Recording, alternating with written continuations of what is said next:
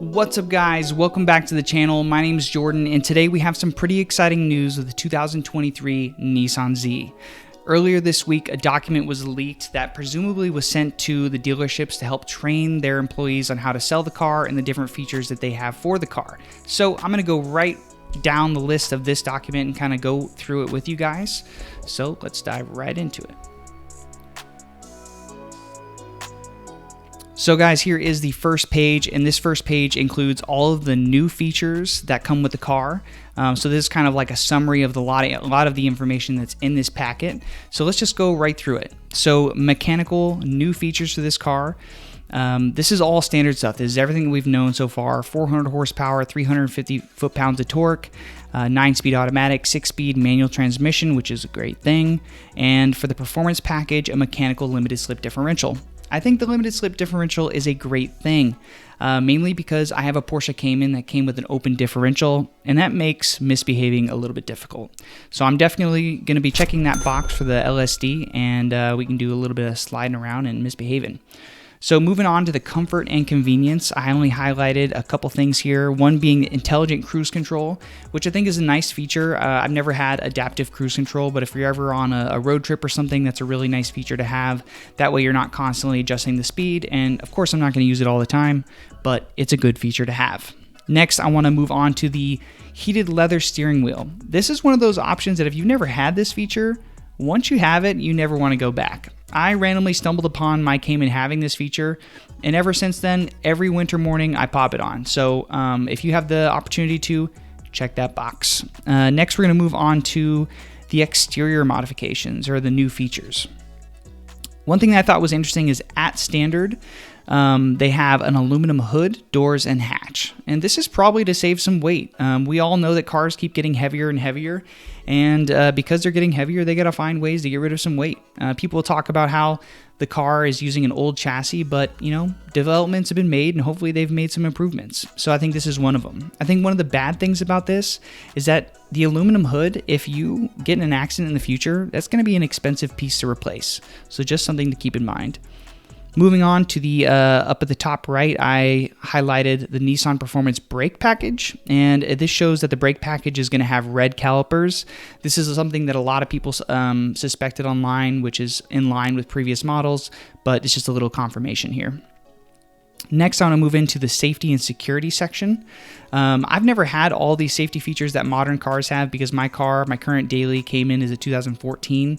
And so I am excited about this because obviously everybody wants to be safe, but at the same time, some of these features get in the way of the driving experience. So some things like the lane departure assist and all these other things, all these lights flashing at you telling you you're being unsafe.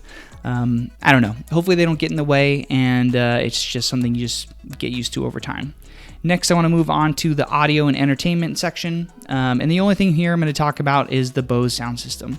I actually really love the Bose sound system in my Porsche Cayman S. Audiophiles on the internet would tell you that it's awful, but it's pretty good. So I'm hoping this one is just as good, and I think that's interesting. We're going to talk about that a little bit more, the audio system down below. But let's move on to the next section, which is the warranty. And I think this is an interesting place to talk about warranty in general, just because people these days want their stuff to last a long time. You think about, you know, the Apple iPhone, you know, people were getting mad that it was breaking within a year. And I think with cars, they should really last a long time, you know, especially with build standards these days and manufacturing being as good as it is. I think this first line here, 3 years, 60 kilometers, comprehensive vehicle warranty is a little bit weak, in my opinion, especially when you have Hyundai giving 10-year, 100,000 mile, and you have some of these other manufacturers really stepping it up in the warranty game. Personally, I would like to see a little bit more comfort for the average buyer. Next, they're going to talk about the powertrain warranty of 5 years, 100K kilometers, or 100K kilometers. That's pretty good. I'll give them that. 5 years, 100K for your engine. You know, this is a tried and true platform from Infiniti, so it should have a good warranty. And what's interesting is they're also warrantying your catalytic converter and emission system, maybe all the sensors and stuff. So, you know, compliance with, you know, future green technology. All right, moving on to the next page. This page here is just pretty much codes for the dealership to use, not much to talk about, but it does show you that there is a sport, performance, and a proto spec. Those are the 3 different trims for the car.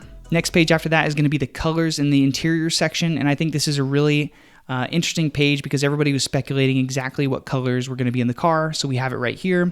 We have black diamond metallic, gunmetal metallic, boulder gray two-tone with a black roof, blue two-tone with a black roof, yellow two-tone with a black roof, red tri-coat with a black roof, and Everest white pearl tri-coat with a black roof. It looks like most or all of these colors can come in solid colors without the black roof, so I don't know, I'm kind of undecided on that. Are you a black roof guy or are you a solid color guy? Comment below. Next, I do want to talk about the leather and cloth offerings. It seems like to me, based on this table, that cloth is only offered with certain colors, I guess. I don't know. But it looks like leather is offered with all options. So I'm not really sure how to read that table, but that's what it looks like to me. Next, I want to talk about the interior colors: graphite, yellow accent, red accent, and blue. I think it's really interesting that they included the yellow accent because I think the yellow accent is just on the proto spec. So including this as an option, I just think is kind of silly because it's not really an option. It's the proto spec. So if you're going to get the proto spec, it's just going to come with it. But regardless, I'm going to get the color white with a blue interior, at least, fingers crossed. Let's hope I get that. And I think that's going to be a really clean look. Now, there's an interesting table here on the right side, the right bottom side, that is labeled Legend. What does that mean? Does that mean that we might be able to order 240Z, 260Z, 280Z colors, classic colors, legend colors for this car? I don't know. But right now it says it's unavailable, and I'm not really sure what that means. So if anybody knows, comment below. Next, we're going to move on to one of the first pages designating the sport package options. Some of the details for this car include, this is all repetitive from what we talked about before, but I do want to note the size of the brakes. So the standard brakes are 320 millimeters. The next is 308 millimeters for the rear. And a really interesting part about this sport standard spec is they give you the weights. We have the base curb weight at 1,581 kilograms. And I don't really know what that is in Freedom figures, but I know it's close to 3,500 pounds. So that's pretty heavy. She's a big girl, that's for sure. So definitely not a lightweight, but regardless, I think that, it is what it is these days with safety standards and all the things they include in cars. Next, I want to talk about the tire size because here it looks like every rim is going to be 18 by 9 and the tires are going to be 245 section for all four. That's just on the standard spec, so just keep that in mind. And then we're going to go down further to the performance manual transmission and the performance automatic specs. Here you can see the brakes have been upgraded to 355 fronts and 350 rears, a substantial boost from the standard spec, so that's nice. And then moving on to the wheel sizes, 19 by 9.5 and 19 by 10, a staggered setup. I think this is a pretty standard thing for Zs, especially the 370Z, but regardless, I like a staggered setup. I think that's going to be really, really nice. But what's interesting is that on the performance spec, they don't give us a base curb weight. And I think they don't give us a base curb weight because it does have these other features and it's going to be a little bit heavier, actually. So the performance model is probably going to be a little bit heavier than the standard one, so she's a big girl.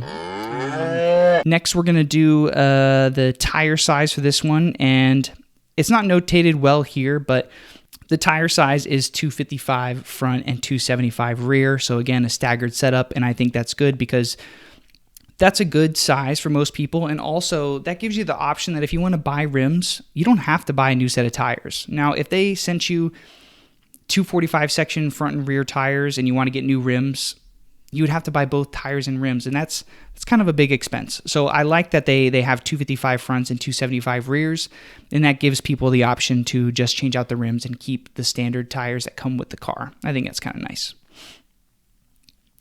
Here, the next page is just factory installed accessories. Who knows what this is? This could be like, maybe factory installed PPF or some other things. I guess we'll find out more later. Now, on this next sheet, I just want to talk about one thing here, which I didn't really fully get, is the Nissan Vehicle Immobilizer System. Is that like if you forget your key or someone steals your car and you have the key in your pocket, does that mean that, the car is just going to shut off? Or is this some kind of weird, thing with the government, the police? Am I just a little bit cautious or what? I don't know. You guys tell me. All right, so moving on to the next page, I just want to talk about a few of the features they note for the performance spec model. Talking again about the Bose audio sound system, active noise cancellation, and active sound enhancement. Now, active sound enhancement, I think, is kind of a bad thing. You know, BMW got a lot of flack over the last couple of years about enhancing the sound of their engine through the speakers, and that's exactly what this is. And so I'm not looking forward to that. I don't want to hear the engine noise pump through the speakers. And then after that is active noise cancellation, and I think that's actually a nice feature. You know, my Porsche Cayman S, when I first got it, one of the things that I was kind of annoyed about was how loud it was on the highway, just the road noise, the tire noise on the road. And so the fact that they have this in this car, I think, is going to be a really nice feature. Some people might hate it, but I think it'll be nice. So here again, we just have the tire sizes confirmed at 255 fronts, 275 rears. They have synchro rev match, which I think is a nice feature. Some people don't like it. They think it's, anti, car enthusiasts, but you know what? I don't want to heel and toe all the time. I just want to go burm, burm, burm, get those blips at the stoplight, no heavy lifting. I just think it's a lot of fun. Next, there's two features here that I think is interesting. Glove box dampening. I'm not really sure why they listed that as a feature, but okay. And then active head restraints is probably like a safety feature, like when you get in a front end collision, it like pops your headrest for safety. That way you don't get whiplash. That's pretty cool.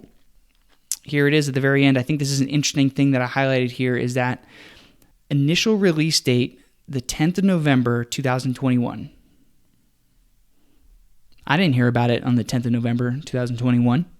So I wonder if they're behind schedule. I wonder if they, with everything going on in the world, with the chip shortages, with the with the supply chain issues, with inflation of all the materials, I wonder if they're holding out on the initial release and the pricing so that they don't undercut themselves and ruin their profitability for the next couple of years.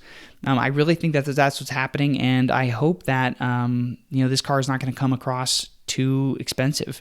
In this guide here, you can actually see that they didn't release pricing on the car, and part of that is because they probably just don't know. They probably just don't know, how much they can charge for it and still make money. With everything changing so fast these days and materials like aluminum, steel, and all these other things being so much more expensive, I actually wouldn't be surprised if the car is more expensive than the $35,000 that people were hoping for. I actually think the car will probably be closer to $47,500, something like that, especially for a highly optioned model. But I really don't think a $35K base model is realistic. So let me know what you guys think down below in the comments and what you think about all these features that are in the document. All right, guys, I hope you enjoyed this video. And if you've seen a couple of my videos, subscribe to the channel. If you like this one, like the video. Otherwise, guys, we'll catch you later. Thanks for watching.